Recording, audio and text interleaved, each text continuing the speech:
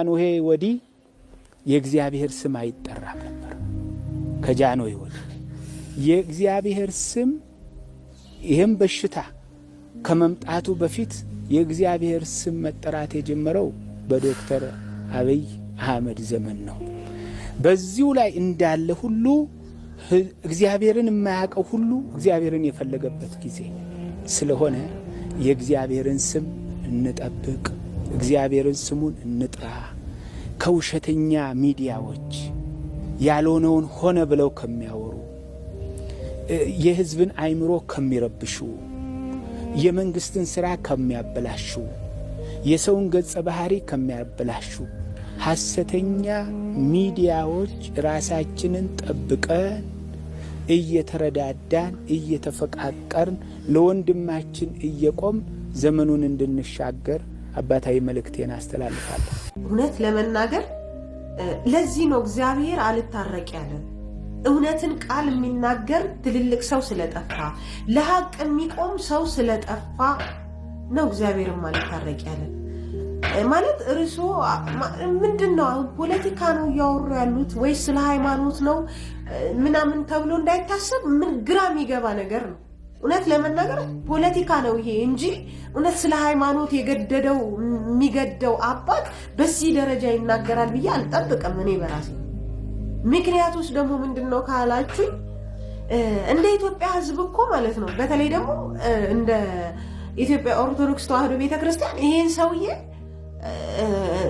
አንዳንዶቹ እንዲሁም በጣም እዚህ ሶሻል ሚዲያም ላይ ስቃወማቸው የነበሩ በውስጥም ማቃቸው ልጆች ላይ በጣም ስጠላው የነበረ ቃል አለ። ሙሴና አሮን እያለ እኮ አጨብጭቦ የተቀበለው ህዝብ እኮ ነበረ። ግን አጨብጭቦ የተቀበለው ምዕመን ላይ እኮ ነው አሁን እንደ በግ እየታረደ ያለው። ክርስቲያኑ ሌላ ምክንያት አለው ወይ? እግዚአብሔርን ስመ እግዚአብሔርን ከመጥራት ውጪ ሌላ ዓላማ አለው ወይ? ኦርቶዶክሱ ብቻ ተነጥሎ ኢትዮጵያ ውስጥ እኮ ይሄው ስንትና ስንት ዓመት እሱ ብሎ ከመጣ ጀምሮ ከጫፍ እስከ ጫፍ እኮ እንደ በግ እየታረደ ደሙ የሚፈሰው እኮ ይሄ ስመ እግዚአብሔር የሚጠራ ምዕመን እኮ ነው። እንዴት እኔ አይዱን ነው ማርያምን በጣም ከጭንቅላቴ ማለት በቃ ስሰማቸው ጭንቅላቴ መሸከም ያቅተኛል። እንዴት ነው ሰው በዚህ ደረጃ ማለት እንጃ እረኛ ለሆነው ምዕመን እንዴት ነው ሞት እየተፈረደበት እሱ ግድ የማይለው ሰው? ፖለቲካ እኮ ይቀራል። እዚች ምድር ላይ ሁሉ ነገር እኮ ትቀራለች። እማትቀረው ሰማያዊ ቤታችን ናት። እዛ ጋር ቆመን እንደው አብይ እኮ አድሩትም ክርስቶስ ፊት ሲቆም አያድንም። ፖለቲካ አያድንም እኮ ወገኔ። እኔ እንዴት ነው ግን ጭፍን አመለካከት ይኖረን እንዴ? እንዴት ነው ሰው አይኑ እያየ ጆሮ እየሰማ በንጹሃን ላይ የዚህን ያህል ግፍ?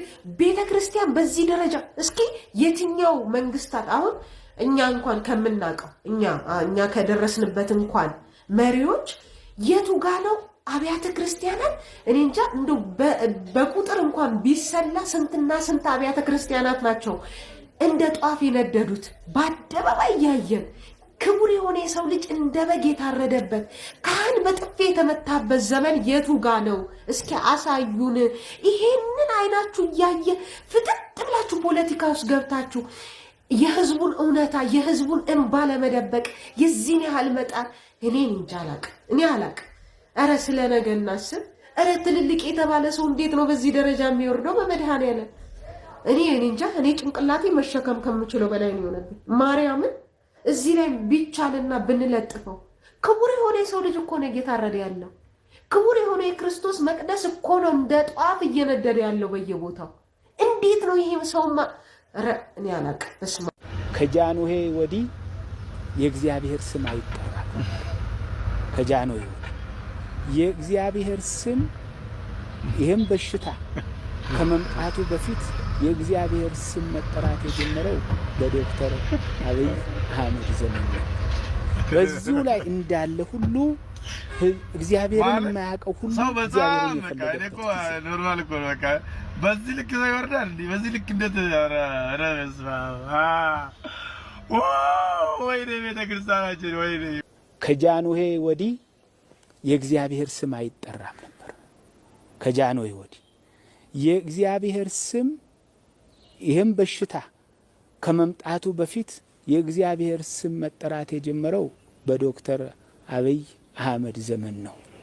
በዚሁ ላይ እንዳለ ሁሉ እግዚአብሔርን የማያውቀው ሁሉ እግዚአብሔርን የፈለገበት ጊዜ ስለሆነ የእግዚአብሔርን ስም እንጠብቅ፣ እግዚአብሔርን ስሙን እንጥራ። ከውሸተኛ ሚዲያዎች ያልሆነውን ሆነ ብለው ከሚያወሩ፣ የሕዝብን አእምሮ ከሚረብሹ፣ የመንግስትን ስራ ከሚያበላሹ፣ የሰውን ገጸ ባህሪ ከሚያበላሹ ሐሰተኛ ሚዲያዎች ራሳችንን ጠብቀን እየተረዳዳን እያደረገ